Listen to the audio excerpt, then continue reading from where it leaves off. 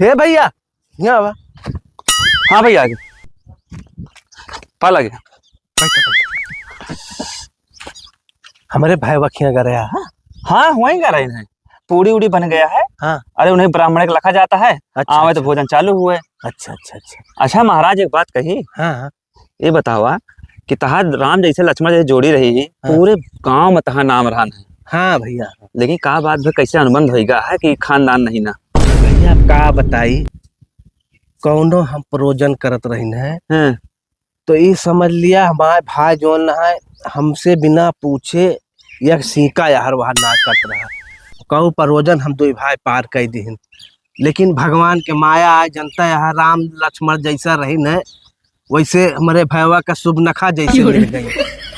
और जब से वो मेहरारू आए कि भैया ओके सब हमारे बिगड़ गए, समझता है।